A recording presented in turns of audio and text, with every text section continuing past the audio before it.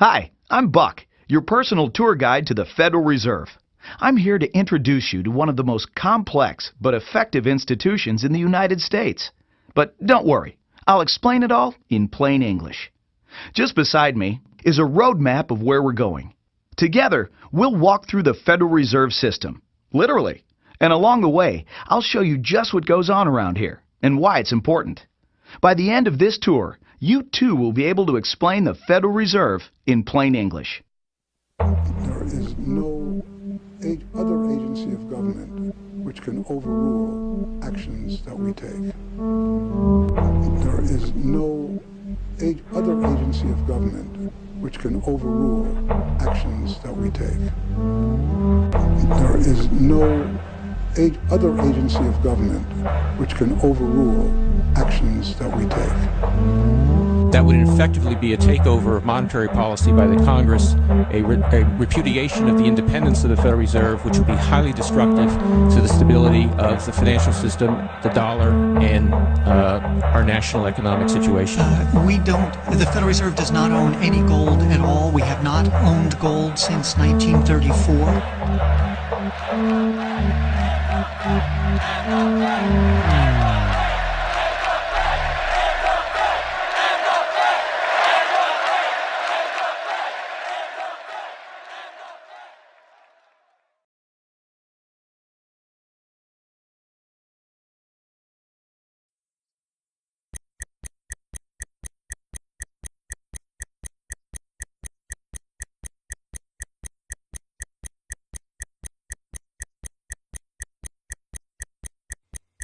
All our lives, we've been told that economics is boring. It's dull. It's not worth the time it takes to understand it. And all our lives, we've been lied to.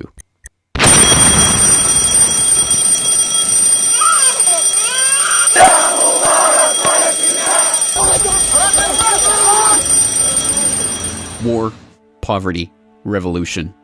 They all hinge on economics, and economics all rests on one key concept.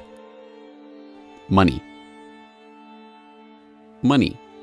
It is the economic water in which we live our lives. We even call it currency. It flows around us, carries us in its wake, drowns those who are not careful. We use it every day, in nearly every transaction we conduct. We spend our lives working for it, worrying about it, saving it, spending it, pinching it. It defines our social status. It compromises our morals. People are willing to fight, die, and kill for it. But what is it?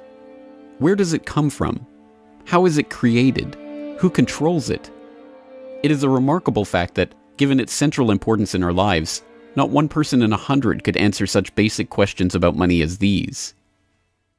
So if you were planning a family, you'd want to know where babies come from. Yeah. And this is a lot about banking. So let me ask you, where does money come from? Where does the money come from? Where does any money? The government prints it. It's printed off. Where does money come from? How is new money created? By labor. People work and produce wealth, and the money is supposed to match that wealth. Where does money come from? Well, I have a pretty different outlook on money. It actually comes from, like, trees, right? But why is this? How could we be so ignorant about a topic of such importance? Where does money come from is a basic, childlike question. So why is our only response the childlike answer meant as a joke? It grows on trees. Such a profound state of ignorance could not come about naturally. From the time we are children, we are curious about the world and eager to learn about the way it works. And what could lead to a better understanding of the way the world works than a knowledge of money, its creation and destruction? Yet discussion of this topic is fastidiously avoided in our school years and ignored in our daily life. Our monetary ignorance is artificial, a smokescreen that has been erected on purpose and perpetrated with the help of complicated systems and insufferable economic jargon. But it doesn't take an economist to understand the importance of money. Deep down, we all know that the wars, the poverty, the violence we see around us hinges on this question of money. It seems like a 1,000-piece jigsaw puzzle just waiting to be solved. And it is. The puzzle pieces, taken together, create an image of the Federal Reserve, America's central bank and the heart of the country's banking system. Despite its central importance to the economy, relatively few have heard of it, and fewer still know what it is, despite the bank's attempts at self-description. Our economy runs on a complex system of exchange of goods and services, in which money plays a key part. Coin, currencies, savings, and checking accounts, the overall supply of money is managed by the Federal Reserve. Money is the medium through which economic exchanges take place, and money as a standard of value helps us to set prices for goods and services. The job of managing money, monetary policy, is to preserve the purchasing power of the dollar while ensuring that a sufficient amount of money is available to promote economic growth. The Federal Reserve also promotes the safety and soundness of the institutions where we do our banking. It ensures that the mechanisms by which we make payments, whether by cash, check, or electronic means, operate smoothly and efficiently. And in its fiscal role, acts as the banker for the United States government. Now, these duties comprise the major responsibilities of our central bank. But in order to really understand the Federal Reserve, we must first understand its origins and context. We must deconstruct the puzzle.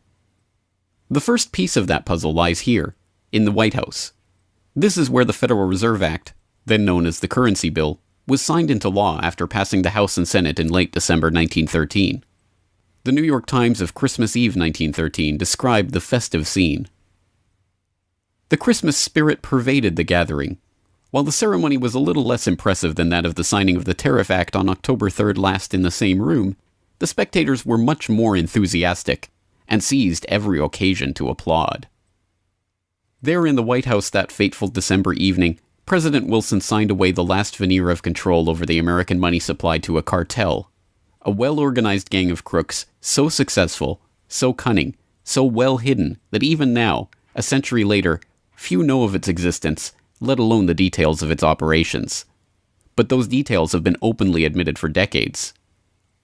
Of course, just as we have been taught to find economics boring, we have been taught that this story is boring. This is the way the Federal Reserve itself tells it. The United States was facing severe financial problems. At the turn of the century, most banks were issuing their own currency, called banknotes.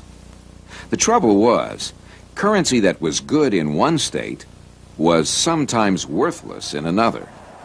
People began to lose confidence in their money, since it was only as sound as the bank that issued it. Fearful that their bank might go out of business, they rushed to exchange their banknotes for gold or silver.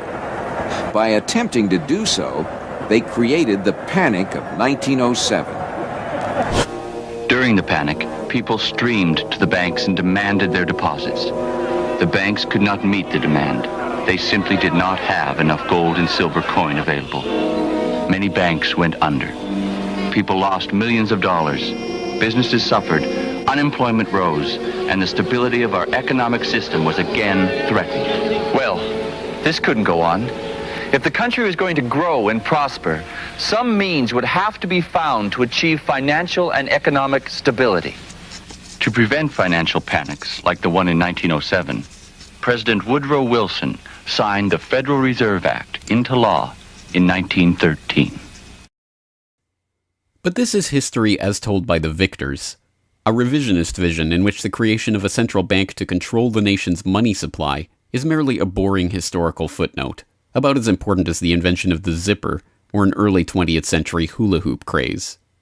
The truth is that the story of the secret banking conclave that gave birth to that Federal Reserve Act is as exciting and dramatic as any Hollywood screenplay or detective novel yarn, and all the more remarkable for the fact that it is all true.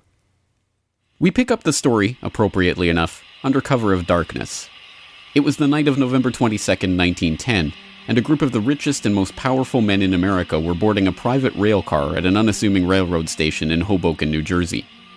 The car, waiting with shades drawn to keep onlookers from seeing inside, belonged to Senator Nelson Aldrich, the father-in-law of billionaire heir to the Rockefeller dynasty, John D. Rockefeller Jr. A central figure on the influential Senate Finance Committee where he oversaw the nation's monetary policy, Aldrich was referred to in the press as the general manager of the nation. Joining him that evening was his private secretary Shelton, and a who's who of the nation's banking and financial elite. A. Pyatt Andrew, the Assistant Treasury Secretary, Frank Vanderlip, President of the National City Bank of New York, Henry P. Davison, a senior partner of J.P. Morgan Company, Benjamin Strong Jr., an associate of J.P. Morgan and president of Bankers Trust Co., and Paul Warburg, heir of the Warburg banking family and son-in-law of Solomon Loeb of the famed New York investment firm Kuhn, Loeb & Company. The men had been told to arrive one by one after sunset to attract as little attention as possible. Indeed, secrecy was so important to their mission that the group did not use anything but their first names throughout the journey so as to keep their true identities secret even from their own servants and waitstaff. The movements of any one of them would have been reason enough to attract the attention of New York's voracious press, especially in an era where banking and monetary reform was seen as a key issue for the future of the nation. A meeting of all of them, now that would surely have been the story of the century. And it was. Their destination? The secluded Jekyll Island off the coast of Georgia, home to the prestigious Jekyll Island Club whose members included the Morgans, Rockefellers, Warburgs, and Rothschilds. Their purpose? Davison told intrepid local reporters who had caught wind of the meeting that they were going duck hunting. But in reality, they were going to draft a reform of the nation's banking industry in complete secrecy. G. Edward Griffin, the author of the best-selling The Creature from Jekyll Island and a longtime Federal Reserve researcher, explains. What happened is that the banks decided that since there was going to be legislation anyway to control their industry, that they wouldn't just sit back and wait and see what happened and cross their fingers that it would be okay. They decided that to do what so many cartels do today, they decided to take the lead, and they would be the ones calling for regulations and reform. They like the word reform, and American people are suckers for the word reform. You just put that into any corrupt piece of legislation, call it reform, and people say, oh, I'm all for reform, and so they vote for it or accept it. So that's what they were doing. They decided we will reform our own industry. In other words, we will create a cartel, and we will give the cartel the power of government. We'll take our cartel agreement so that we can self-regulate to our advantage, and we'll call it the Federal Reserve Act. And then we'll take this cartel agreement to Washington and convince those idiots there to pass it into law. And that basically was the strategy. It was a brilliant strategy. Of course, we see it happening all the time, and certainly in our own day today, we see the same thing happening in other cartelized industry. Right now, we're watching it unfold in the field of healthcare, but at that time, it was banking, all right? And so the banking cartel wrote their own rules and regulations, called it the Federal Reserve Act, got it passed into law, and it was very much to their liking because they wrote it. And in essence, what they had created is a set of rules which made it possible for themselves to regulate their industry, but they went even beyond that. In fact, it's clear to me when I was reading their letters and their conversations at the time and the debates that they never dreamed that Congress would go along and also give them the right to issue the nation's money supply. I mean, not only were they now going to regulate their own industry, which is what they started out as wanting to do, but they got this incredible gift that they didn't dream would be given to them, although they were negotiating for it. And that was Congress gave them the authority to issue the nation's money. And Congress gave away the sovereign right to issue the nation's money to the private banks. And so all of this was in the Federal Reserve Act, and the American people were joyous because they were told and they were convinced that this was finally a means of controlling this big creature from Jekyll Island. Amazingly enough, they were successful, not just in conspiring to write the legislation that would eventually become the Federal Reserve Act, but in keeping that conspiracy a secret from the public for decades. It was first reported on in 1916 by Bertie Charles Forbes, the financial writer who would later go on to found Forbes magazine. But it was never fully admitted until a quarter-century later, when Frank Vanderlip wrote a casual admission of the meeting in the February 9, 1935 edition of the Saturday Evening Post. "I was as secretive, indeed as furtive, as any conspirator. I do not feel it is any exaggeration to speak of our secret expedition to Jekyll Island as the occasion of the actual conception of what eventually became the Federal Reserve System." Over the course of their 9 days of deliberation at the Jekyll Island Club, they devised a plan so overarching, so ambitious, that even they could scarcely imagine that it would ever be passed by Congress. As Vanderlip put it, "Discovery of our plan, we knew, simply must not happen, or else all our time and effort would be wasted. If it were to be exposed publicly that our particular group had got together and written a banking bill, that bill would have no chance whatever of passage by Congress." So what precisely did this conclave of conspirators devise at their Jekyll Island meeting? A plan for a central banking system to be owned by the banks themselves, a system which would organize the nation's banks into a private cartel that would have sole control over the money supply itself. At the end of their 9-day meeting, the bankers and financiers went back to their respective offices content in what they had accomplished. The details of the plan changed between its 1910 drafting and the eventual passage of the Federal Reserve Act, but the essential ideas were there. But ultimately, this scene on Jekyll Island, too, is just one piece of a larger puzzle. And like any other puzzle piece, it has to be seen in its wider context for the bigger picture to become visible. To understand the other pieces of the puzzle and their importance in the creation of the Federal Reserve, we have to travel backward in time. The story begins in late 17th century Europe. The 9 Years' War is raging across the continent as Louis XIV of France finds himself pitted against much of the rest of the continent over his territorial and dynastic claims. King William III of England, devastated by a stunning naval defeat, commits his court to rebuilding the English navy. There's only one problem: money. The government's coffers have been exhausted by the waging of the war, and William's credit is drying up. A Scottish banker, William Patterson, has a banker's solution. A proposal to form a company to lend £1 million to the government at 6% plus $5,000 management fee, with the right of note issue.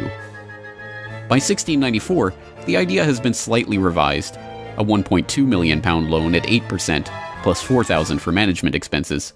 But it goes ahead. The magnanimously titled Bank of England is created.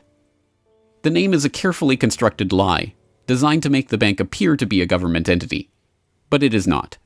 It is a private bank owned by private shareholders for their private profit, with a charter from the king that allows them to print the public's money out of thin air and lend it to the crown.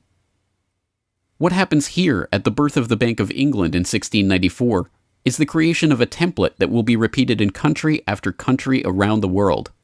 A privately controlled central bank lending money to the government at interest, money that it prints out of nothing. And the jewel in the crown for the international bankers that creates this system is the future economic powerhouse of the world, the United States. In many important respects, the history of the United States is the history of the struggle of the American people against the banksters that wish to control their money. By the 1780s, with colonies still fighting for independence from the crown, the bankers will get their wish. In 1781, the United States is in financial turmoil. The Continental, the paper currency issued by the Continental Congress to pay for the war, has collapsed from overissue and British counterfeiting. Desperate to find a way to finance the end stages of the war, Congress turns to Robert Morris, a wealthy shipping merchant who was investigated for war profiteering just 2 years earlier. Now, as Superintendent of Finance of the United States from 1781 to 1784, he is regarded as the most powerful man in America, next to General Washington. In his capacity as Superintendent of Finance, Morris argues for the creation of a privately owned central bank deliberately modeled on the Bank of England that the colonies were supposedly fighting against. Congress, backed into a corner by war obligations and forced to do business with the bankers just like King William in the 1690s, acquiesces and charters the Bank of North America as the nation's first central bank. And exactly as the Bank of England came into existence loaning the British Crown £1.2 million, the BNA started business by loaning $1.2 million to Congress. By the end of the war, Morris has fallen out of political favor and the Bank of North America's currency has failed to win over a skeptical public. the BNA is downgraded from a national central bank to a private commercial bank chartered by the state of Pennsylvania. But the bankers have not given up yet. Before the ink is even dry on the Constitution, a group led by Alexander Hamilton is already working on the next privately owned central bank for the newly formed United States of America. So brazen is Hamilton in the forwarding of this agenda that he makes no attempt to hide his aims or those of the banking interests he serves. "A national debt, if it is not excessive, will be to us a national blessing," he wrote in a letter to James Duane in 1781. "It will be a powerful cement of our union. It will also create a necessity for keeping up taxation to a degree which, without being oppressive, will be a spur to industry." Opposition to Hamilton and his debt-based system for establishing the finances of the U.S. is fierce. Led by Jefferson and Madison, the bankers and their system of debt enslavement is called out for the force of destruction that it is, with Thomas Jefferson writing, "The spirit of war and indictment, since the modern theory of the perpetuation of debt, has drenched the earth with blood and crushed its inhabitants under burdens ever accumulating." Still, Hamilton proves victorious. The first Bank of the United States is chartered in 1791 and follows the pattern of the Bank of England and the Bank of North America almost exactly. A privately owned central bank with the authority to loan money that it creates out of nothing to the government. In fact, it is the very same people behind the new bank as were behind the old Bank of North America. It was Alexander Hamilton, Robert Morris's former aide, who first proposed Morris for the position of financial superintendent, and the director of the old Bank of North America, Thomas Willing, is brought in to serve as the first director of the First Bank of the United States. Meet the new banking bosses, same as the old banking bosses. In the first 5 years of the bank's existence, the U.S. government borrows $8.2 million from the bank, and prices rise 72%. By 1795, when Hamilton leaves office, the incoming Treasury Secretary announces that the government needs even more money and sells off the government's meager 20% share in the bank, making it a fully private corporation. Once again, the U.S. economy is plundered while the private banking cartel laughs all the way to the bank that they created. By the time the bank's charter comes due for renewal in 1811, the tide has changed for the money interests behind the bank. Hamilton is dead, shot to death in a duel with Aaron Burr. The bank-supporting Federalist Party is out of power. The public are wary of foreign ownership of the central bank, and what's more, don't see the point of a central bank in time of peace. Accordingly, the charter renewal is voted down in the Senate, and the bank is closed in 1811. Less than a year later, the U.S. is once again at war with England. After 2 years of bitter struggle, the public debt of the U.S. has nearly tripled from $45.2 million to $119.2 million. With trade at a standstill, prices soaring, inflation rising, and debt mounting, President Madison signs the charter for the creation of another central bank, the Second Bank of the United States, in 1816. Just like the two central banks before it, it is majority privately owned and is granted the power to loan money that it creates out of thin air to the government. The 20-year bank charter is due to expire in 1836, but still in his first term, President Andrew Jackson has already vowed to let it die prior to renewal. Believing that Jackson won't risk his chance for re-election in 1832 on the issue, the bankers forward a bill to renew the bank's charter in July of that year, 4 years ahead of schedule. Remarkably, Jackson vetoes the renewal charter and stakes his re-election on the people's support of his move. In his veto message, Jackson writes in no uncertain terms about his opposition to the bank. Whatever interest or influence, whether public or private, has given birth to this act, it cannot be found either in the wishes or necessities of the executive department, by which present action is deemed premature, and the powers conferred upon its agent not only unnecessary, but dangerous to the government and country. It is to be regretted that the rich and powerful too often bend the acts of government to their selfish purposes. If we cannot at once, in justice to interests vested under improvident legislation, make our government what it ought to be, we can at least take a stand against all new grants of monopolies and exclusive privileges, against any prostitution of our government to the advancement of the few at the expense of the many, and in favor of compromise and gradual reform in our code of laws and system of political economy. The people side with Jackson, and he's re-elected on the back of his slogan, "Jackson and no bank." The president makes good on his pledge. In 1833, he announces that the government will stop using the bank and will pay off its debt. The bankers retaliate in 1834 by staging a financial crisis and attempting to pin the blame on Jackson, but it's no use. On January 8, 1835, President Jackson succeeds in paying off the debt, and for the first and only time in its history, the United States is free from the debt chain of the bankers. In 1836, the Second Bank of the United States charter expires, and the bank loses its status as America's central bank. It is 77 years before the bankers can regain the jewel in their crown, but it is not for lack of trying. Immediately upon the death of the bank, the banking oligarchs in England react by contracting trade, removing capital from the US, demanding payment in hard currency for all exports, and tightening credit. This results in a financial crisis known as the Panic of 1837, and once again Jackson's campaign to kill the bank is blamed for the crisis. Throughout the late 19th century, the United States is rocked by banking panics brought about by wild banking speculation and sharp contractions in credit. By the dawn of the 20th century, the bulk of the money in the American economy has been centralized in the hands of a small clique of industrial magnates, each with a near monopoly on a sector of the economy. There are the Astors in real estate, the Carnegies and the Schwabs in steel, the Harrimans, Stanfords, and Vanderbilts in railroads, the Mellons and the Rockefellers in oil. As all of these families start to consolidate their fortunes, they gravitate naturally to the banking sector. And in this capacity, they form a network of financial interests and institutions that centered largely around one man, banking scion and increasingly America's informal central banker in the absence of a central bank, John Pierpont Morgan. John Pierpont Morgan, or Pierpont as he prefers to be called, is born in Hartford, Connecticut in 1837 to Junius Spencer Morgan, a successful banker and financier. Morgan rides his father's coattails into the banking business, and by 1871 is partnered in his own firm, the firm that was eventually to become J.P. Morgan and Company.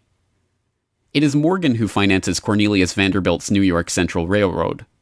It is Morgan that finances the launch of nearly every major corporation of the period, from AT&T to General Electric to General Motors to DuPont. It is Morgan who buys out Carnegie and creates the United States Steel Corporation, America's first billion-dollar company. It is Morgan who brokers a deal with President Grover Cleveland to save the nation's gold reserves by selling $62 million worth of gold to the Treasury in return for government bonds. And it is Morgan who, in 1907, sets in motion the crisis that leads to the creation of the Federal Reserve. That year, Morgan begins spreading rumors about the precarious finances of the Knickerbocker Trust Company, a Morgan competitor and one of the largest financial institutions in the United States at the time. The resulting crisis, dubbed the Panic of 1907, shakes the U.S. financial system to its core. Morgan puts himself forward as a hero, boldly offering to help underwrite some of the faltering banks and brokerage houses to keep them from going under. After a bout of hand-wringing over the nation's finances, a congressional committee is assembled to investigate the Money Trust, the bankers and financiers who brought the nation so close to financial ruin and that wield such power over the nation's finances. The public follows the issue closely, and in the end a handful of bankers are identified as key players in the Money Trust's operations, including Paul Warburg, Benjamin Strong Jr., and J.P. Morgan. Andrew Gavin Marshall, editor of the People's Book Project, explains. At the beginning of the 20th century, there was an investigation following the greatest of these financial panics, which was in 1907. And this investigation was on what was called the Money Trust, which found that three banking interests, J.P. Morgan, National City Bank, and the Citibank of New York, I believe it was, basically controlled the entire financial system. So three banks. And the public hatred towards these institutions was unprecedented. There was an overwhelming consensus in the country for establishing a central bank. But there were many different interests in pushing this, and everyone had sort of their own specific purpose behind advocating for a central bank. So to represent the most people, you had farmer interests, populists, progressives, who were advocating a central bank because they couldn't take the recurring panics, but they wanted government control of a central bank. They wanted it to be exclusively under the public control because they despised and feared the New York banks as wielding too much influence. So for them, a central bank would be a way to curb the power of these private financial interests. On the other hand, those same financial interests were advocating for a central bank to serve as a source of stability for their control of the system, also to act as a lender of last resort to them, and so that they would never have to face collapse, but also in order to exert more control through a central bank. The private New York banking community wanted a central bank under the exclusive control of them. There's a shocker. So you had all these various different interests which converged. Of course, the most influential happened to be the New York financial houses, which were more aligned with European financial houses than they were with any other element in American society. The main individual behind the founding of the Federal Reserve was Paul Warburg, who was a partner with Kuhn, Loeb and Company, European banking house. His brothers were prominent bankers in Germany at that time, and he had, of course, close connections with every major financial and really big industrial firm in the United States, and most of those existing in Europe. And he was discussing all these ideas with his fellow compatriots in advocating for a central bank. In 1910, Warburg got the support of a senator named Senator Aldrich, whose family later married into the Rockefeller family. Again, I'm sure just a coincidence, but Aldrich invited Warburg and a number of other bankers to a private secret meeting on Jekyll Island, just off the coast of Georgia, where they met in 1910 to discuss the construction of a central bank in the United States, but one which, of course, would be owned and serve the interests of the private bankers. Aldrich then, in 1911, presented this as the Aldrich Plan or the Aldrich Bill in the U.S. Congress, and it was actually voted out. The public, suspicious of Senator Aldrich's banking connections, ultimately reject the Jekyll Island Cabal's Aldrich Plan. The Cabal does not give up, however. They simply revise and rename their plan, giving it a new public face, that of Senator Robert Owen and Representative Carter Glass. In the end, the money trust that was behind the Panic of 1907 uses the public's own outrage against them to complete their consolidation of control over the banking system. The newly retitled Federal Reserve Act is signed into law on December 23, 1913, and the Fed begins operations the next year.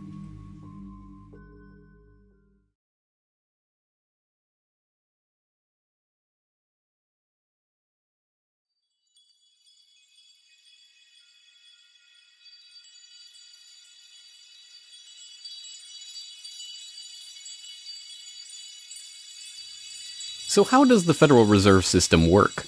What does it do? Who owns and controls it? These are the basic questions that would get to the heart of the fundamental question, what is money? And that is why the answer to these questions have been shrouded in impenetrable economic jargon. Even the Federal Reserve's own educational propaganda, which has an unusual tendency towards cutesy animation and talking down to its audience, has a difficult time summarizing the Fed's mission and responsibilities. According to the Fed, to achieve these goals, the Fed, then and now, combines centralized national authority through the Board of Governors, remember that on the map, with a healthy dose of regional independence through the reserve banks. A third entity, the Federal Open Market Committee, brings together the expertise of the first two in setting the nation's monetary policy. Precisely what imaginary gaggle of schoolchildren is this economic gibberish aimed at? The simple truth, hidden behind the sleight of hand of economic jargon and magisterial titles, is that a banking cartel has monopolized the most important item in our entire economy: money itself. We are taught to think of money as the pieces of paper printed in government printing presses or coins minted by government mints. While this is partially true, in this day and age, the actual notes and coins circulating in the economy represent only a tiny fraction of the money in existence. Over 90% of the money supply is in fact created by private banks as loans that are payable back to the banks at interest. Although this simple fact is obscured by the wizards of Wall Street and gods of money who want to make the money creation process into some special art of alchemy carefully overseen by the government, the truth is not hidden from the public. In December 1977, the Federal Reserve Bank of New York published another of its dumbed-down cartoon-ridden information pamphlets for the general public, attempting to explain the functions of the Federal Reserve System. There in black and white, they carefully explain the money creation process. Commercial banks create checkbook money whenever they grant a loan, simply by adding new deposit dollars to accounts on their books in exchange for a borrower's IOU. Banks create money by monetizing the private debts of businesses and individuals. That is, they create amounts of money against the value of those IOUs. There it is, in plain English. The vast majority of money in the economy, the checkbook money in our accounts at the bank and that we use in our electronic transfers and digital payments, is created not by a government printing press, but by the bank itself. It is created out of thin air as debt, owed back to the bank that created it at interest. This means that bank loans are not money taken from other bank depositors, but new money simply conjured into existence and placed into your account. And the bank is able to create much more money than it has cash to back up those deposits. The Fed claims to be the entity overseeing and backing up the banking industry. It was established, according to its own propaganda, to stabilize the system and prevent bank runs like the Panic of 1907 from happening again. Throughout much of the 1800s, almost any organization that wanted could print its own money. As a result, many states, banks, and even one New York druggist did just that. In fact, at one time, there were over 30,000 different varieties of currency in circulation. Imagine the confusion. Not only were there multitudes of currencies, some were redeemable in gold and silver, others were backed by bonds issued by regional governments. It was not unusual for people to lose faith both in the value of their currency and in the entire financial system. With many people trying to withdraw their deposits at once, sometimes the banks didn't have enough money on hand to pay their depositors. Then, when the funds ran out, the banks suspended payment temporarily, and some even closed. People lost their entire savings, and sometimes regional economies suffered. Obviously, something had to be done. And in 1913, something was. In that year, President Woodrow Wilson signed into effect the Federal Reserve Act.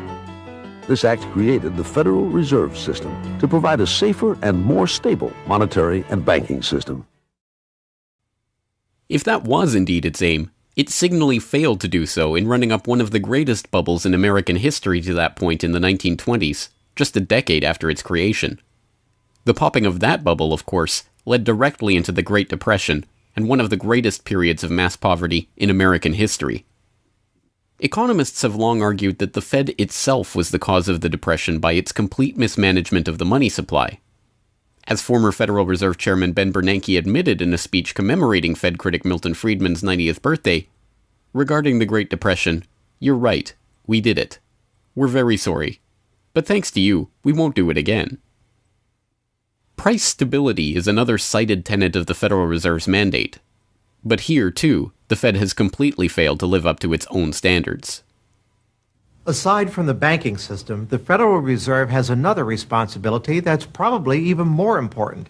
It's in charge of something called monetary policy. Basically, it means trying to keep prices stable to avoid inflation. Say you buy a CD today for $14. But what if next year the price of the CD jumped to $20 or $50? Not because of a change in supply or demand, but because all prices were going up. That's inflation. There are a lot of different causes of inflation, but one of the most important is too much money. The Fed can adjust the money supply by injecting money into the system electronically or by withdrawing money from the economy. Think of it. The Federal Reserve has the ability to create money and make it disappear. What's most important is what happens as a result. Anytime the supply of money is altered, the effects are felt throughout the economy. The Fed's methods have changed over time to take advantage of the latest computers and electronics, but its mission remains the same: to aim for stable prices, full employment, and a growing economy. 100 years ago, in 1913, the Fed was created, and we've marked it with a vertical line there. Consumer prices now are about 30 times higher than they were when the Fed was created in 1913. Paper money, too, is the responsibility of the Federal Reserve. Hence, the dollars in circulation are not Treasury notes, not bills of credit, but Federal Reserve notes, debt-based notes backed up, ultimately, by the government's own promise to pay. It's sovereign bonds backed up by the taxpayers themselves. At one time, the Federal Reserve banks were legally required to keep large stockpiles of gold in reserve to back up these notes. But that requirement was abandoned, and today the notes are backed up mostly by government securities. The Fed no longer keeps any actual gold on its books, but gold certificates issued by the Treasury and valued not at the spot price of $1,300 per troy ounce, but an arbitrarily fixed statutory price of $42 2/9 per ounce.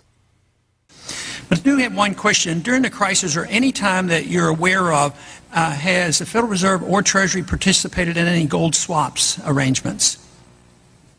The Federal Reserve does not own any gold at all. We have not owned gold since 1934. So we have not engaged in any gold swaps. But it appears on your balance sheet that you hold gold. What appears on our balance sheet is gold certificates. When we turned before 1934, the Federal Reserve did own gold. We turned that over by law to the Treasury and received in return for that gold certificates. If the Treasury entered into, because under the Exchange Stabilization Fund, I would assume they probably have the legal authority to do it, they wouldn't be able to do it then because you have the securities for essentially all the gold? No, we have no interest in the gold that is owned by the Treasury. We have simply an accounting document that is called gold certificates that represents the value at a statutory rate and still that we gave to the Treasury in 1930. And still measured at $42 an ounce, which makes no sense whatsoever. Clearly, there is a discrepancy between what we are led to believe is motivating the Fed and what it actually does.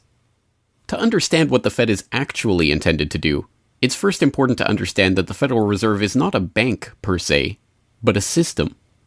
This system codifies, institutionalizes, oversees, and undergirds a form of banking called fractional reserve banking, in which banks are allowed to lend out more money than they actually have in their vaults.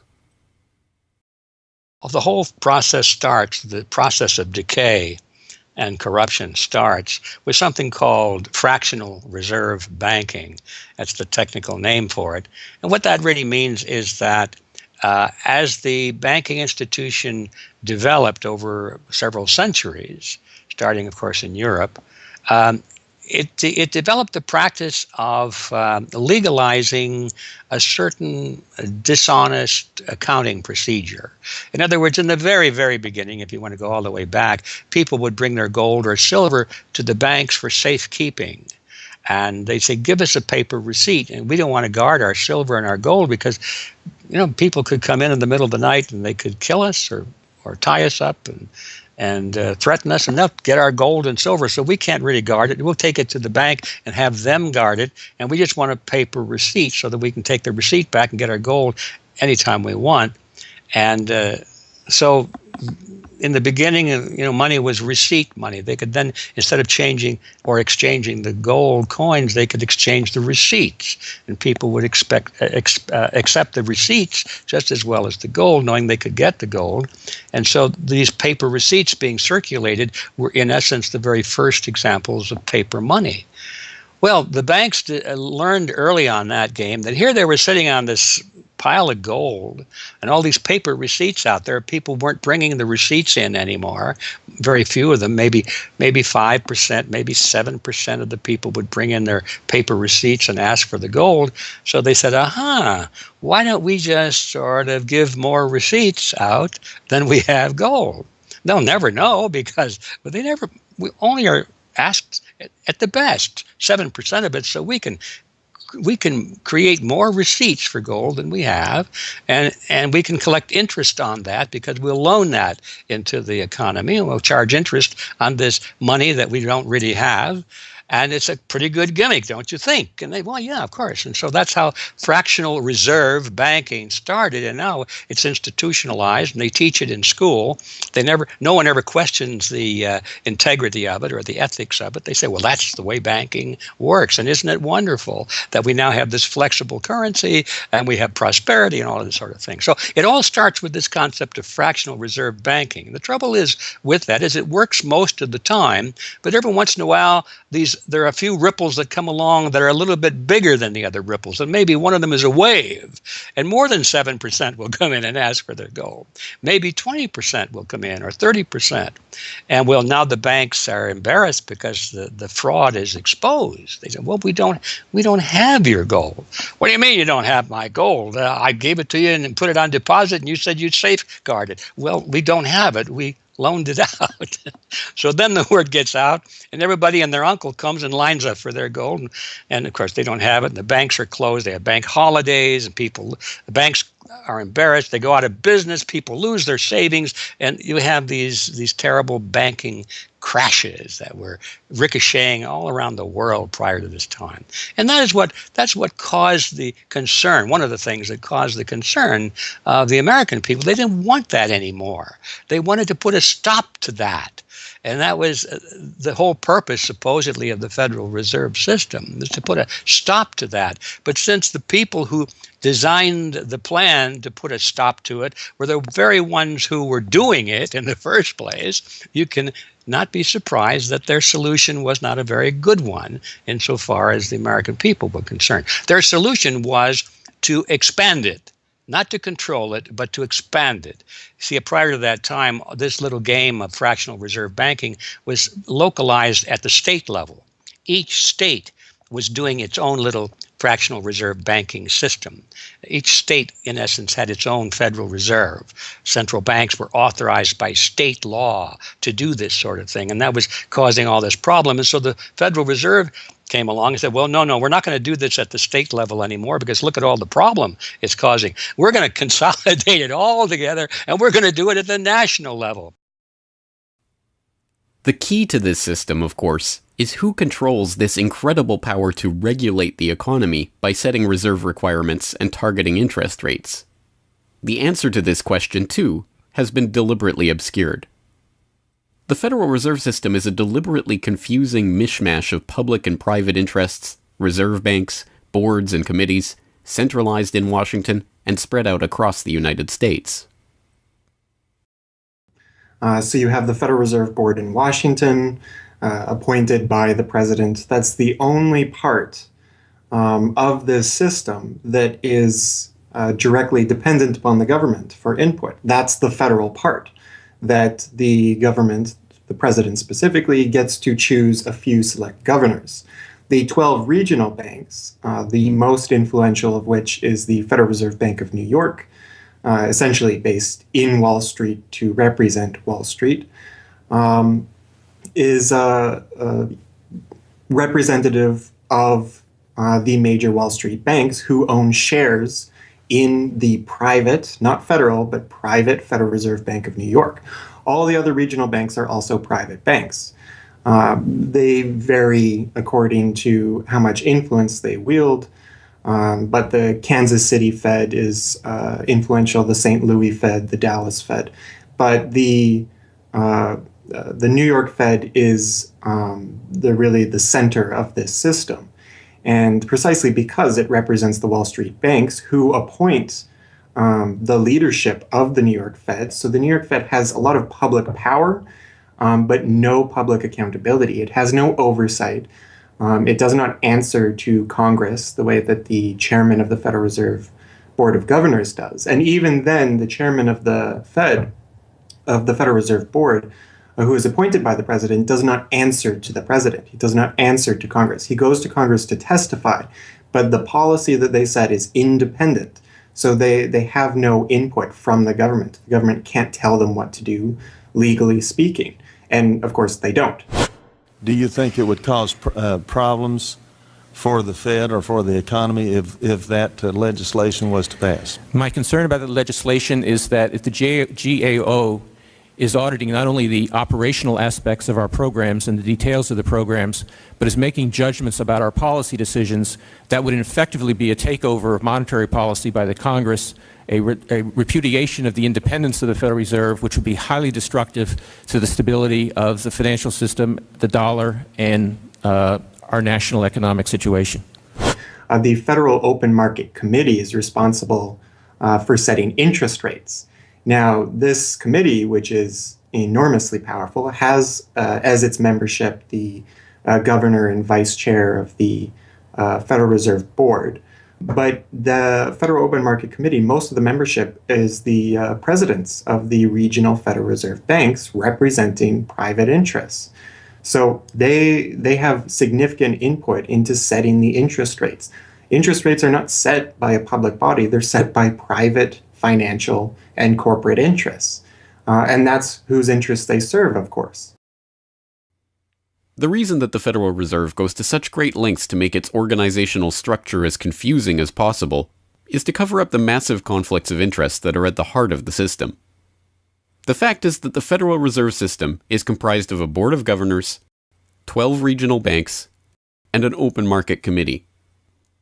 The privately owned member banks of each Federal Reserve Bank vote on the majority of the Reserve Bank's directors, and the directors vote on members to serve on the Federal Open Market Committee, which determines monetary policy. What's more, Wall Street is given a prime seat at the table, with tradition holding that the president of the powerful New York Federal Reserve Bank be given the vice chairmanship of the FOMC and be made a permanent committee member. In effect, the private banks are the key determinants in the composition of the FOMC, which regulates the entire economy.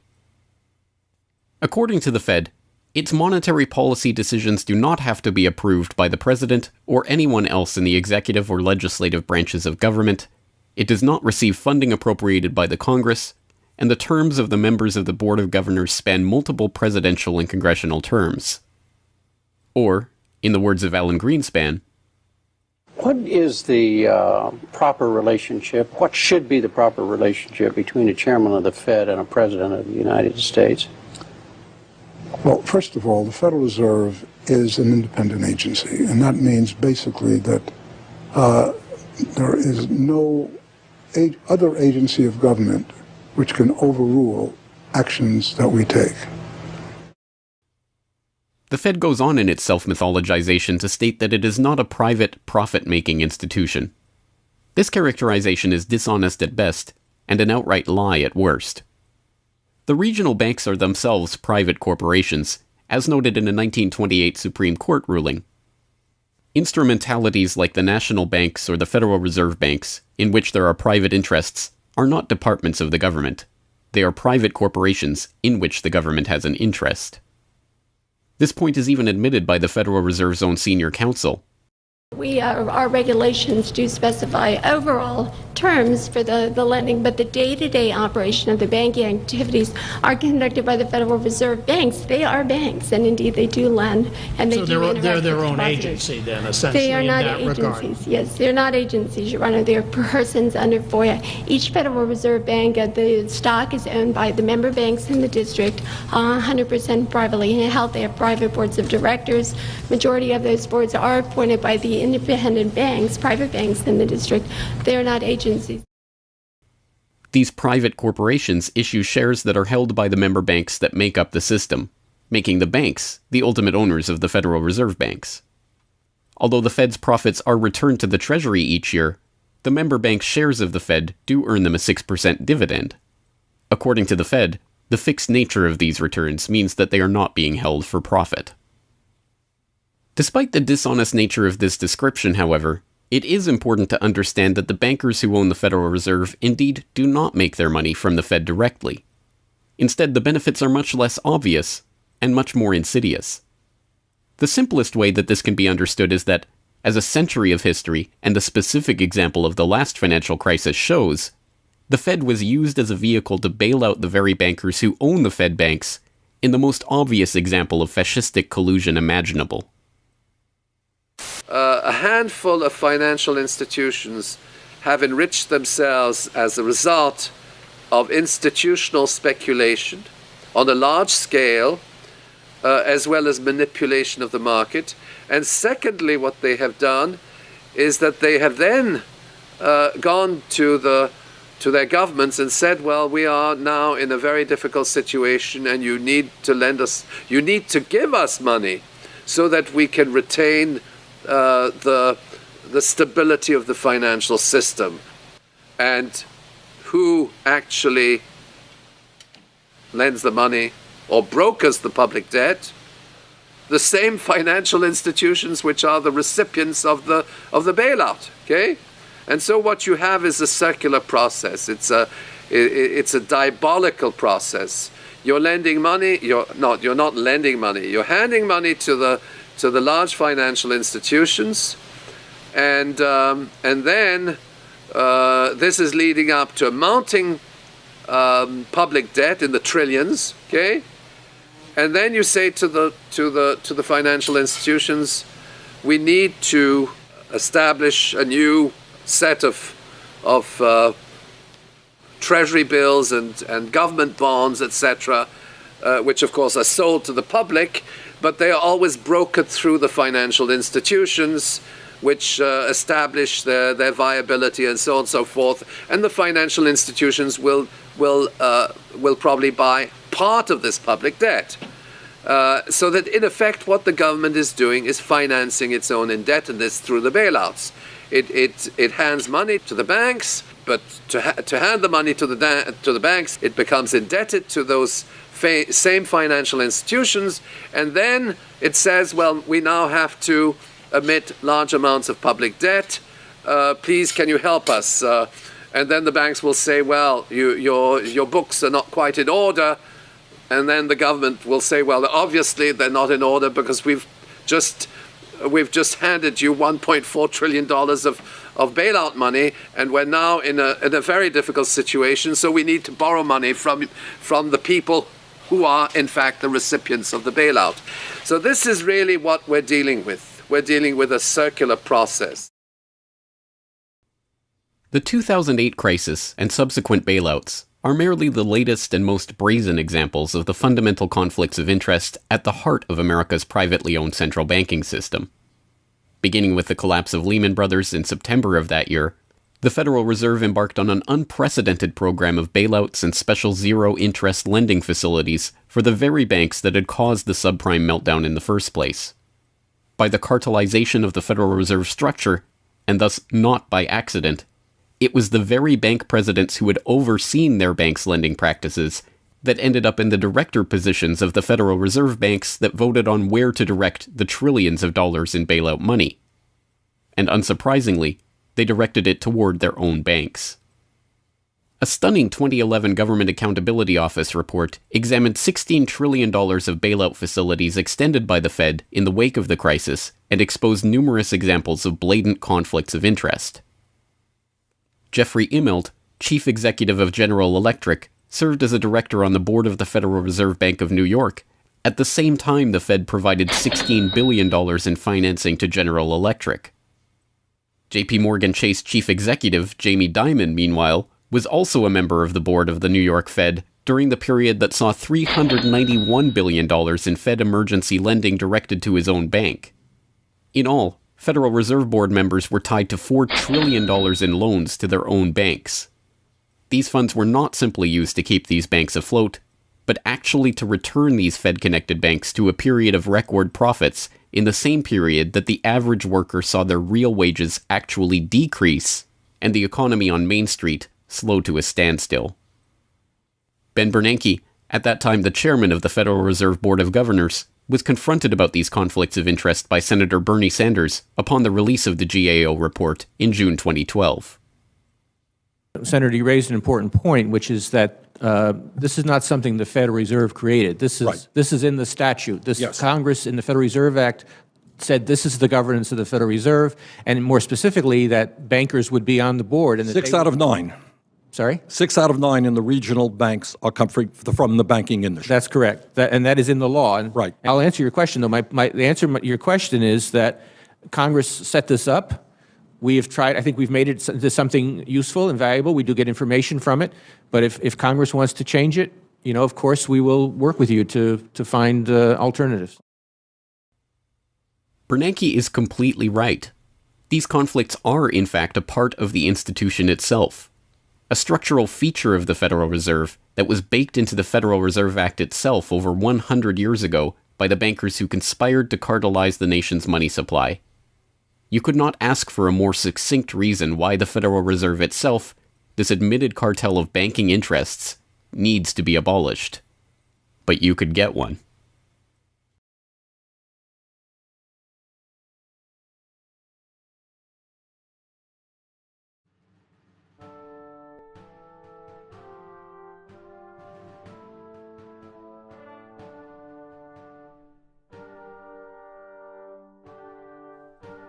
We now know that for centuries, the people of the United States have been at war with the international banking oligarchs. That war was lost, seemingly for good, in 1913 with the creation of the Federal Reserve. With the passage of the Federal Reserve Act, President Woodrow Wilson consigned the American population to a century in which the money supply itself has depended on the whims of the banking cabal. A century of booms and busts, bubbles and depressions, has led to a wholesale redistribution of wealth toward those at the very top of the system. At the bottom, the masses toil in relative poverty, single-income households becoming double-income households out of necessity, their quality of life being slowly eroded as the Federal Reserve notes that pass for dollars are themselves devalued. Worse yet, the fraud itself perpetuates Alexander Hamilton's persistent myth that a national debt is necessary at all. The US is now locked into a system whereby the government issues bonds to generate the funds for their operations, bonds that are backed up by the taxation of the public's own labor. The perpetrators of this fraud, meanwhile, remain in the shadows, largely ignored by a general public that could instantly recognize the latest Hollywood heartthrob or pop idol, but have no clue what the head of Goldman Sachs or the New York Fed does, let alone who they are. This cabal bear allegiance to no nationality, no philosophy or creed, no code of ethics. They are not even motivated by greed, but power. The power that the control of the money supply inevitably brings with it. After a person has all the money in the world that you could possibly use to buy anything you want, what's left to capture your imagination? And the answer, of course, is power. Power over people.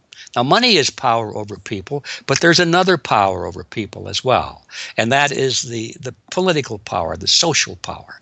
And I think this has now become the dominant driving force of these people. They've already got the money. They've got it locked down.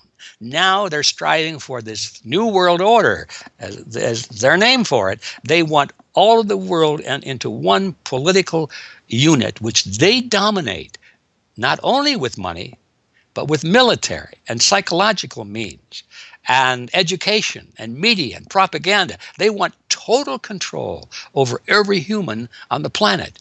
And by golly, they're moving pretty rapidly in that direction.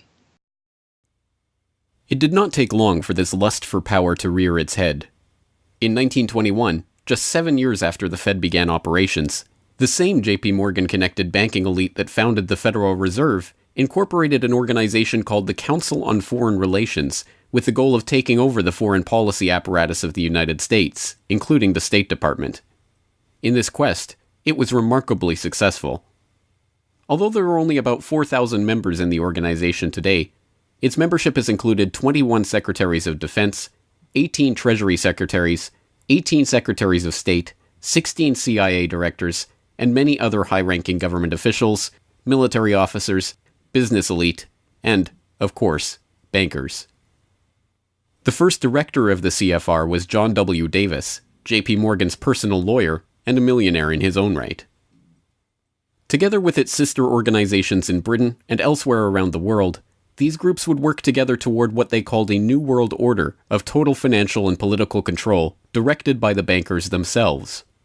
As Carroll Quigley, noted Georgetown historian and mentor of Bill Clinton, wrote in his 1966 work, Tragedy and Hope, A History of the World in Our Time, the powers of financial capitalism had a far-reaching aim, nothing less than to create a world system of financial control in private hands, able to dominate the political system of each country and the economy of the world as a whole.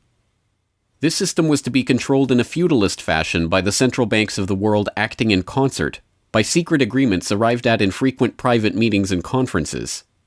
The apex of the system was to be the Bank for International Settlements in Basel, Switzerland, a private bank owned and controlled by the world's central banks, which were themselves private corporations. This is why the bankers and their partners in government and business conspired to bring about the 2008 crisis. Not for the pursuit of money, but power. In the same way the bankers used the panic of 1907 to consolidate their control over the money supply, they hope to use the 2008 crisis and subsequent panics, which they themselves have created, to consolidate their political control. The International Summit for the Global Financial Crisis has been expanded from G7 to G20 because the leading 7 developed countries cannot solve the crisis alone. This expanded meeting raises the question whether a new global financial system will be created. So is this some sort of new world order, which Gordon Brown kind of alluded to? British Prime Minister Gordon Brown has described the quote-unquote guiding principles to be addressed at the summit. They are transparency, sound banking, responsibility, integrity, and get this, global governance, unquote. I think a new world order is emerging, and with it the foundations of a new and progressive era of international cooperation. The inevitable conclusion, one that flows necessarily from the true understanding of this situation, is that the Federal Reserve System needs to be consigned to the dustbin of history. After a century of enslavement, it is time for the American public to finally throw off the bankers' debt chains. If there was ever a point in human history to start questioning alternatives, this would be it. And to think that where we are and simply say, oh, well, this is the best of our options. How many of the best options lead to self-destruction? Doesn't sound like a best option. I think that with a world of 7 billion people, we can probably come up with something better than a system in which a few thousand people benefit so much at the expense of everything else on this world, and at the expense of the potential for the future of mankind. They're leveraging our future. And so long as we accept this way of thinking, so long as we accept these institutions as having dominance, that's the direction we'll be going. So I think reform is a good way to try and stall and to push back directly against the expanding and evolving power structures. But radical change is what's really needed, and that has to be built from the bottom up. But I think that these two processes can and should go together in parallel. If you've made it this far, congratulations. You are now better informed on the economic history of the United States and the truth about the Federal Reserve than 99% of the population. If you do nothing else, then just working to get those around you educated on this information alone will have a profound effect. Once they learn of the scam, many are motivated to do something about it, and they, in turn, inform others. This is the viral nature of suppressed truth, and it is the reason that more people are aware of and energized by the issue of the Federal Reserve and the nature of money than ever before. Perhaps even more amazingly, this movement is spreading to other parts of the globe. Recognizing the interlocking nature of the modern global economy and the international nature of the banking oligarchy, movements to abolish the Federal Reserve have sprung up in Europe, where protests against the cartelized central banking system are taking place in over 100 cities, attracting 20,000 people on a weekly basis. I started this movement because I realized that the Federal Reserve Act, in my opinion, is one of the most worst laws in the whole world. So a private banking company is lending America the money, and in my opinion, America is not any more democratic. The Federal Reserve tells the government what to do, and that's a problem. It's a very big problem, especially in the US. Why is it a global issue, and why are people doing it here in Germany? Because when you realize that this finance system, it's a global system, you have to go to the really beginning of the system. And in my opinion, It's also the World Bank and the International Fund of Currencies and stuff like this. But at the beginning of all this is a law from 1913. Woodrow Wilson signed it. And this is the beginning of all this hardcore capitalism we are suffering right now from. And the only way to stop this is maybe to break this law. But what if the burgeoning movement to end the Fed is successful? What system do people propose as the answer? There have been several proposals along different lines by various researchers. Some argue for a return to America's colonial roots of debt-free money issued by state-run banks, pointing to the Bank of North Dakota as one already functioning, successful model of this approach. We've had two banking systems ever since the 1860s, with the state bank system and the federal bank system. And the federal bank system are the big Wall Street banks, particularly. They dominate the federal system. So they're taking over right now. I mean, in California, we don't even have any local banks where I am. They're now, we had two, and I had accounts in both of them, and they're now, one of them is Chase Bank, and the other is U.S. Bank. So they're both big Wall Street banks now. They've been taken over. So if you can it's the local banks that have an interest in serving the local business. The big banks have no interest in making loans to local business. It's too risky. Why should they bother? They've got this virtually free money they can get from the Fed and from each other, and it's much more lucrative to them either to speculate in commodities or other things abroad, or what works very well for them is to buy long-term government bonds at 3%, because these have no capital requirement. The capital requirement for government bonds are zero. So they can buy all of those that they want. Whereas if they buy, let's say, mortgages, or if they make loans for mortgages, or they make loans to businesses, then they have to worry about their capital requirement. And as soon as they've used up all their capital, in other words, $8 of capital will get you $100 of loans, then they can't make any more loans. They have to wait for 30 years till those loans get paid off. So what they do, if they do buy mortgages, is sell them off to investors. And so that was the whole mortgage-backed securities scam that we've seen. They had no motivation to make sure that these borrowers were actually sound borrowers. They just wanted to make a sale, so they sold the stuff to the unwary investors who might be somebody in Iceland or Sweden or pension funds. Yeah, so that didn't work out so well. So a state bank with the partnering with the local banks can provide the capital, can help them with capital. In North Dakota, the state bank guarantees the loans of the local banks, allowing them to make much bigger loans than they could otherwise. And the state bank provides liquidity to the small banks. That's why the small banks, the local banks, aren't making loans to small business right now, because they don't know that they can get money from the other banks as needed. The way banking works is they make the loan first. If you have credit lines to many different businesses, and if they all hit up their credit lines at once, you're going to run out of money. So you don't dare do that unless you know that you can get short-term loans from the other banks. And what's happening right now, even though there's $1.6 trillion in excess reserves sitting on the books of the big banks, they're not available to the little banks. And the reason is because the Fed is paying 0.25% interest on those reserves. So the banks have no incentive to lend them to the little banks. Why let go of them when you can make just as much keeping them, and then you still have your reserves, and you can use them as collateral to buy bonds or something that'll make you more money. So the whole system is messed up. And in North Dakota, the Bank of North Dakota provides the liquidity for these local banks. Others advocate a decentralized system of alternative and competing currencies that greatly reduce or even eliminate altogether the need for a central bank. Well, 22 years ago in Ithaca, New York, I noticed that a lot of people, friends particularly, had skills and time that were not being employed or respected by the prevailing economy. And while we had much desire to create things and trade them with each other, and many services we could provide to each other, we didn't have the money.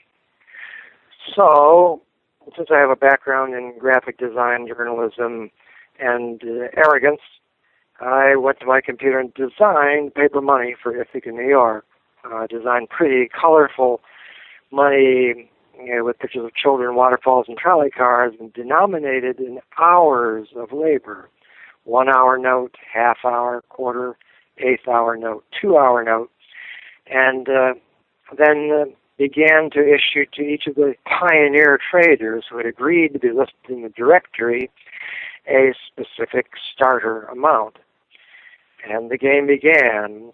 An hour has been worth an hour of basic labor, or $10 US, which at that time, 20 years ago, was double the minimum wage. People who usually expect more than $10 per hour of their service can charge multiple hours per hour, but the denomination puts between us as residents of our community that reminder that we are fellow citizens, not merely winners or losers scrambling for dollars. And it introduces us to each other on the basis of these skills and services that we have, that we are more proud to provide for each other than often is the case with a conventional job, just the stuff we have to do to get the money to pay the bills. So through that trading process, that more intimate scale process within the community, we're more easily able to become friends and lovers and political allies. It's an inspiring story, and tell people about how much money has circulated through this community. I mean, it's important for people to understand just how successful this has been.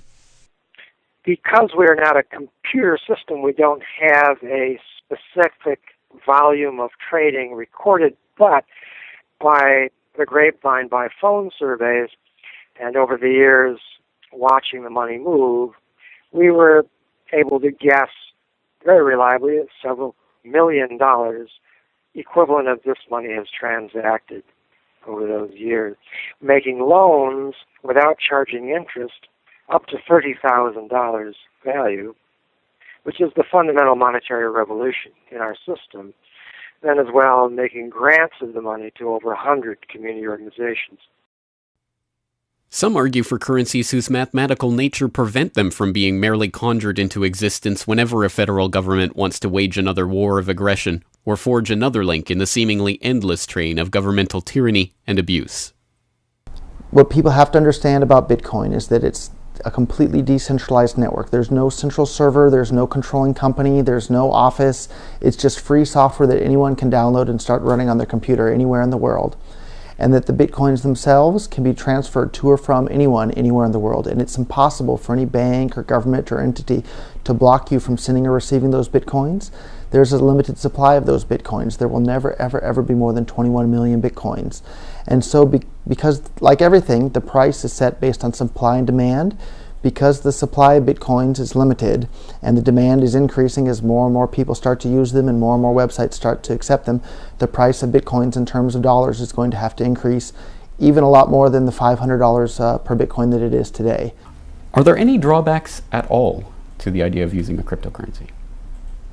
If you're part of the current power elite that can just print money at will to spend on whatever you feel like, then yeah, the world switching over to Bitcoin is probably not going to benefit you. But if you're one of the normal people that aren't working for the Federal Reserve or any central bank that's printing money to pay to your friends and that sort of thing, then a Bitcoin world is a wonderful thing for you. Sound money, cryptocurrencies, state banks, LETS programs, self-issued credit. These and many other solutions have all been proposed, and many of them are in use in different localities today.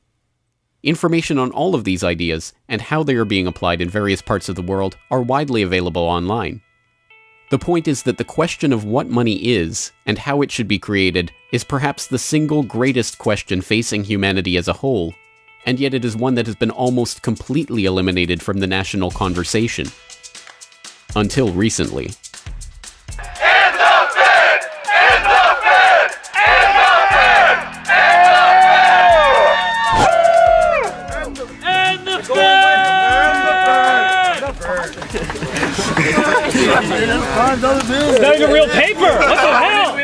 And the Fed! And the Fed! And the Fed! And the Fed!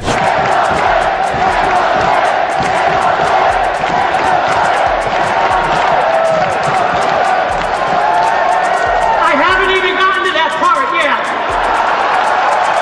We can do it again when I get to that part.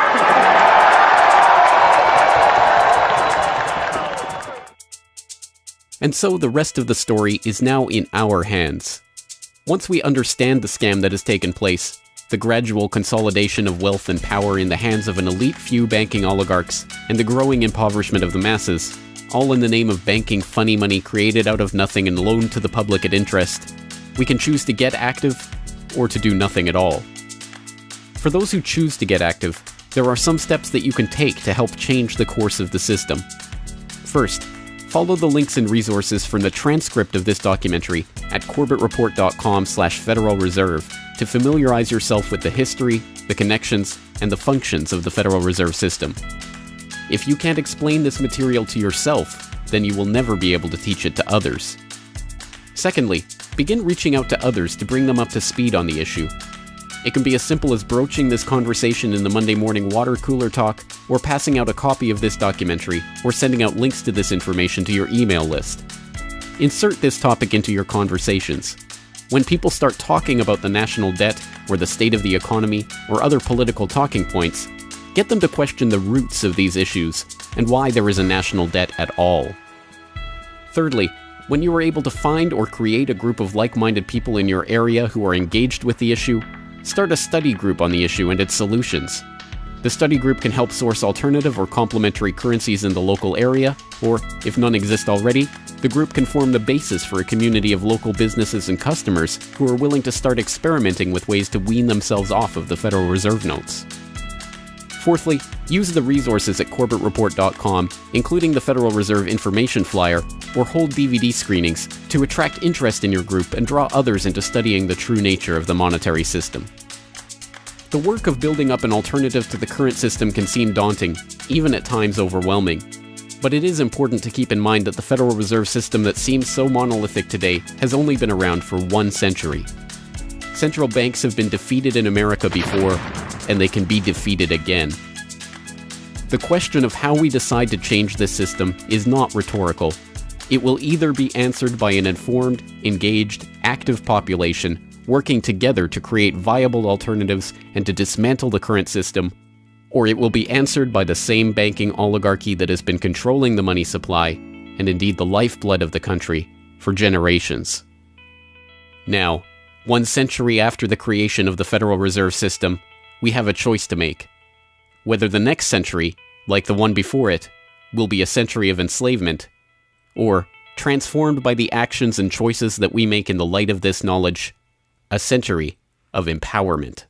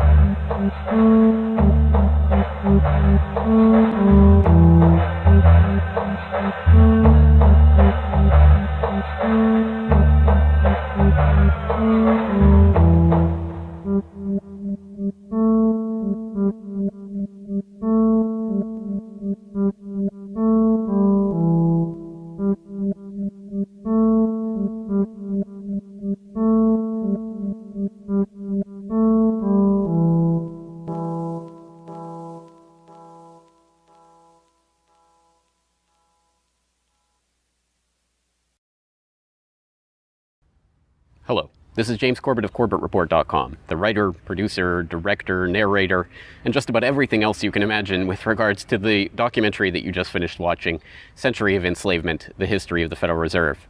As I mentioned towards the end of that documentary, if you've made it this far, then you are now better informed about the Federal Reserve, its origins, what it is, how it functions, and why it must be opposed than 99% of the general public. And if you've made it this far, then you are obviously one of the very few who is very eager and motivated to join the rising tide of free humanity that is seeking to throw off the debt chains of the banksters in the United States and around the world. And if you are so motivated, then I have some treats for you. I have some resources that I'd like to direct you to. As I mentioned again towards the end of that documentary, there are some resources up at corbettreport.com that I hope will help you in your quest to better inform yourself and better inform others about the Federal Reserve System. Because once again, if you can't explain this to yourself, then how could you ever hope to explain it to anyone else? So I think the first quest that we must all engage in is to improve our own understanding of the Federal Reserve System and how it functions, and then to spread that information to others. And on that note, once again, if you go to corbettreport.com, you'll be able to find, first and foremost, this documentary itself is, of course, 100% freely available online, which you would know because you're watching this right now. So, of course, there will be links to the YouTube version of this documentary or the downloadable MP4 version on my website. There's also audio MP3 files available for download. All of those, again, freely open to the public, and I do encourage you to send them out to others if you do find it to be a valuable resource yourself. And once you're there at corbettreport.com, you'll find not only the documentary itself, but also a transcript of the documentary, complete with hyperlinks to all of the source documents, videos, articles, all of the information that was used to compile this documentary. So I hope that will be a valuable resource, again, for people who are looking to put this information together in a way that makes sense in their own head, and so that they can see where all of this information is coming from, much of it sourcing from the Federal Reserve itself. So I hope that the hyperlinked transcript will be valuable to people out there who are seeking to broaden their understanding of these topics.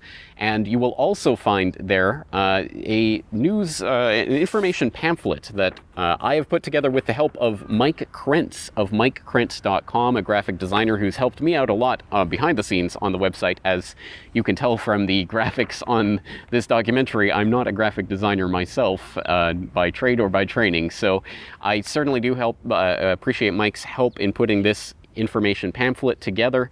And this is just a few points that have been addressed in this video, informational points about the Federal Reserve, what it is, and some interesting little teasers to get people interested in this information. You can download and print this off from corbettreport.com and use it however you like, handing it out to people on the street, using it as a discussion point if you hold a DVD screening, if you want to just post it up in public areas, only where allowed by law, of course. Once again, this is freely available for download and for you to print out and to use to help spread information about the Federal Reserve System. And it's available both in color and black and white, and should print nicely onto standard 8.5 by 11 letter size paper. So that will all be up there at the website, along with, of course, an actual DVD version of this documentary. Once again, if you do find this information useful, then I hope you will try to spread it to others. There are a lot of people who prefer the online link, but there will be some people who you cannot reach online. For those people, and for yourself, if you so desire, here is a physical hard copy that you can order from corbettreport.com for 2,000 Japanese yen. That's about 20 Federal Reserve notes. Because unfortunately, we are trapped in this debt-based bankster-led system, so we do all require these pieces of paper in order to put a roof over our head and food on the table, myself included. So your support is obviously greatly appreciated. And for that 2,000 Japanese yen, about 20 Federal Reserve notes, you'll receive this documentary. Disc 1 containing the documentary itself. Disc 2, the full 1-hour interview with G. Edward Griffin. So I think, again, a valuable resource for people who are looking for more information about the Federal Reserve. So that's available at corbettreport.com, along with all of this that we've talked about here, the information pamphlet, the hyperlink transcript, all of the various formats this is available in.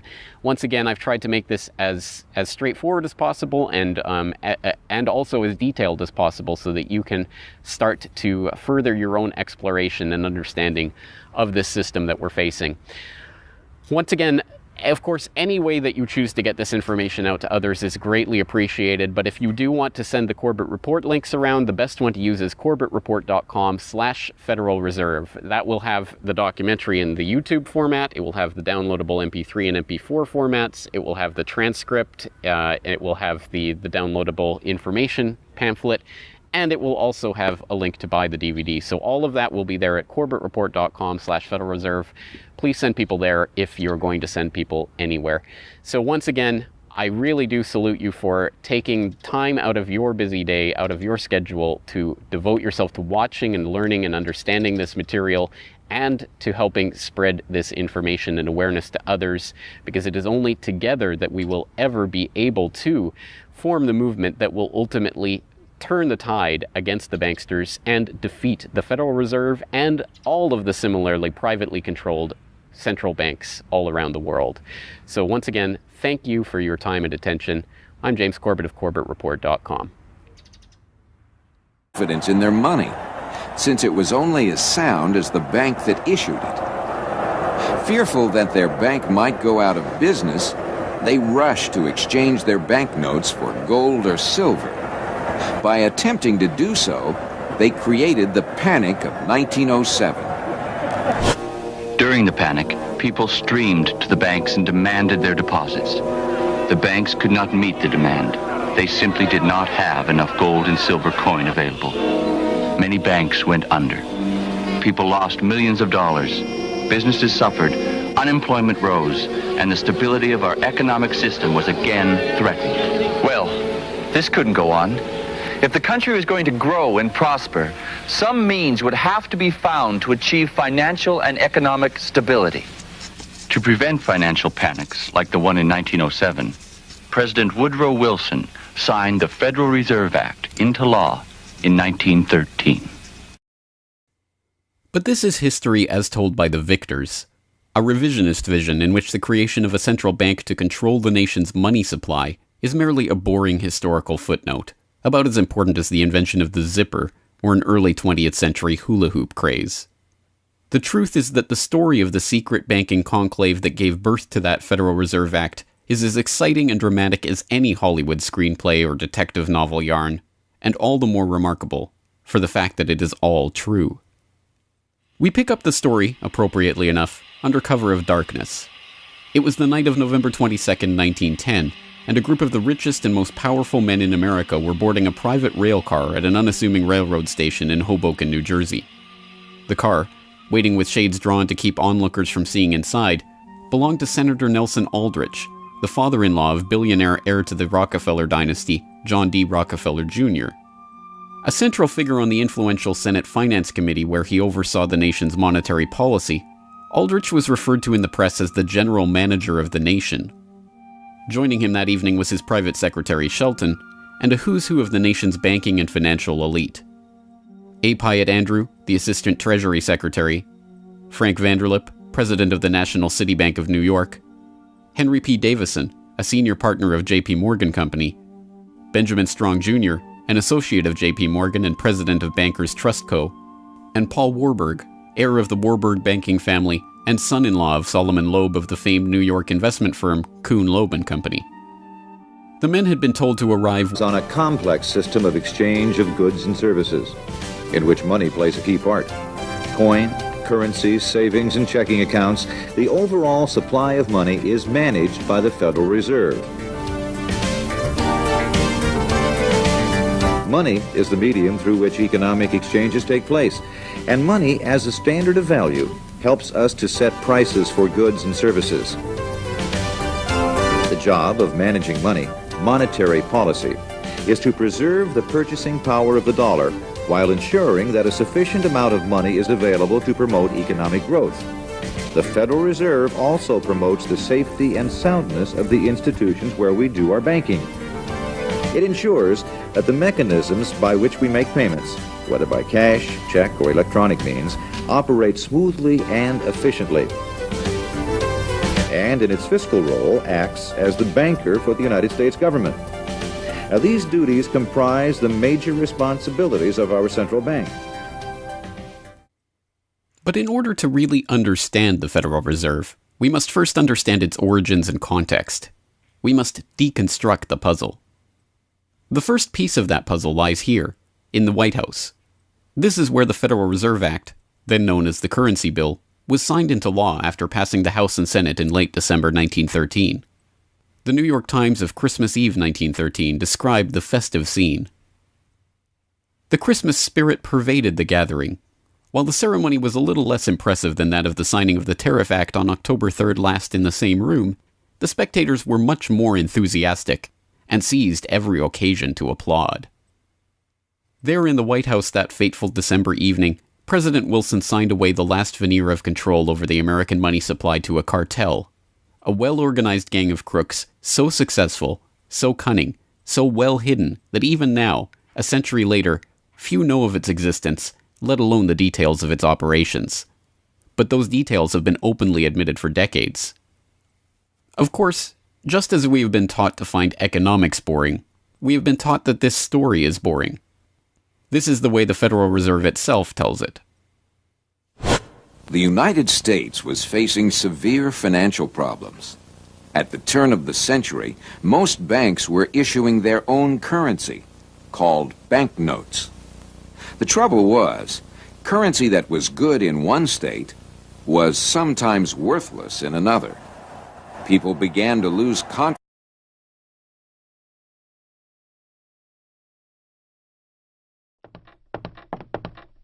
Hi, I'm Buck, your personal tour guide to the Federal Reserve. I'm here to introduce you to one of the most complex but effective institutions in the United States. But don't worry, I'll explain it all in plain English. Just beside me is a roadmap of where we're going. Together, we'll walk through the Federal Reserve System, literally. And along the way, I'll show you just what goes on around here and why it's important. By the end of this tour, you too will be able to explain the Federal Reserve in plain English. There is no other agency of government which can overrule actions that we take. There is no other agency of government which can overrule actions that we take. There is no other agency of government which can overrule actions that we take. That would effectively be a takeover of monetary policy by the Congress, a repudiation of the independence of the Federal Reserve, which would be highly destructive to the stability of the financial system, the dollar, and our national economic situation. The Federal Reserve does not own any gold at all. We have not owned gold since 1934.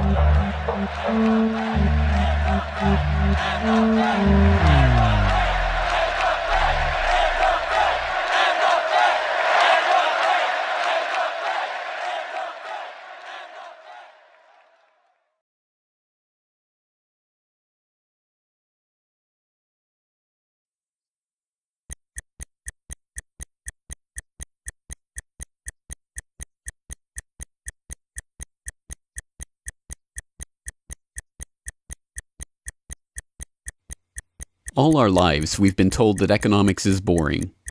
It's dull. It's not worth the time it takes to understand it. And all our lives, we've been lied to.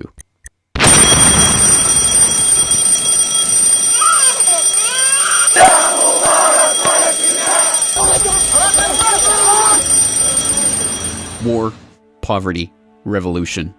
They all hinge on economics, and economics all rests on one key concept. Money. Money. It is the economic water in which we live our lives. We even call it currency. It flows around us, one by one after sunset, to attract as little attention as possible. Indeed, secrecy was so important to their mission that the group did not use anything but their first names throughout the journey, so as to keep their true identities secret even from their own servants and waitstaff. The movements of any one of them would have been reason enough to attract the attention of New York's voracious press, especially in an era where banking and monetary reform was seen as a key issue for the future of the nation. A meeting of all of them, now that would surely have been the story of the century. And it was. Their destination? The secluded Jekyll Island off the coast of Georgia, home to the prestigious Jekyll Island Club, whose members included the Morgans, Rockefellers, Warburgs, and Rothschilds. Their purpose? Davison told intrepid local reporters who had caught wind of the meeting that they were going duck hunting. But in reality, they were going to draft a reform of the nation's banking industry in complete secrecy. G. Edward Griffin, the author of the best-selling The Creature from Jekyll Island and a longtime Federal Reserve researcher, explains. What happened is that the banks decided that since there was going to be legislation anyway to control their industry, that they wouldn't just sit back and wait and see what happened and cross their fingers that it would be okay.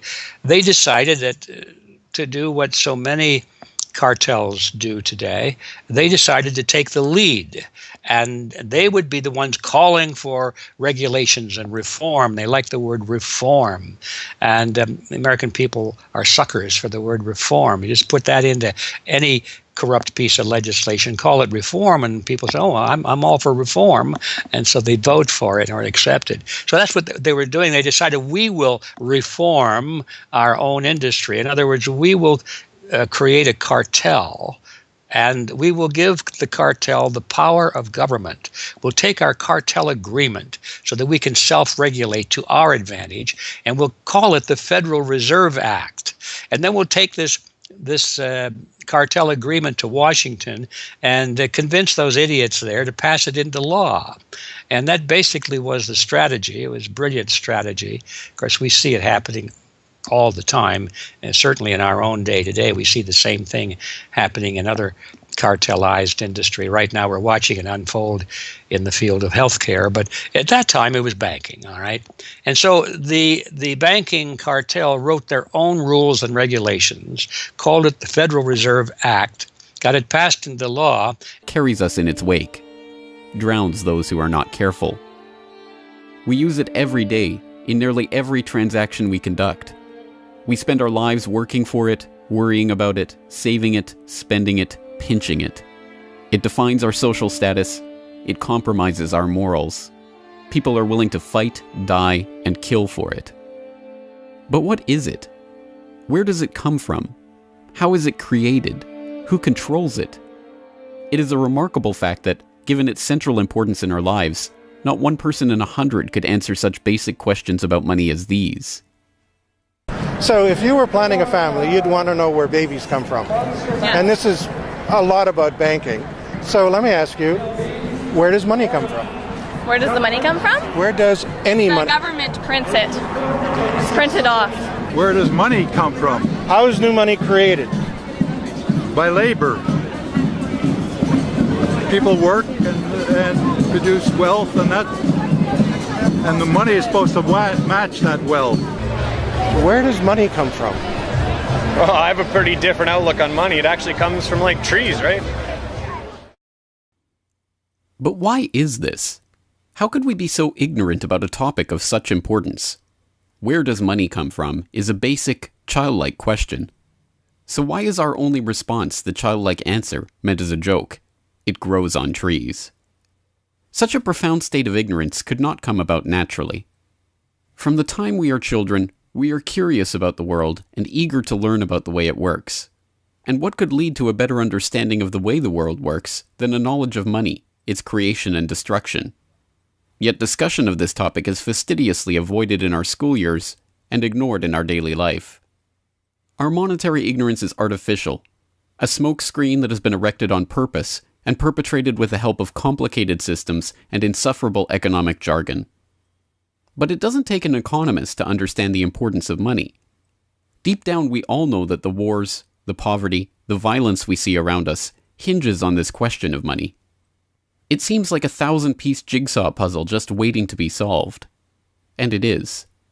The puzzle pieces, taken together, create an image of the Federal Reserve, America's central bank, and the heart of the country's banking system. Despite its central importance to the economy, relatively few have heard of it, and fewer still know what it is, despite the bank's attempts at self-description. Our economy runs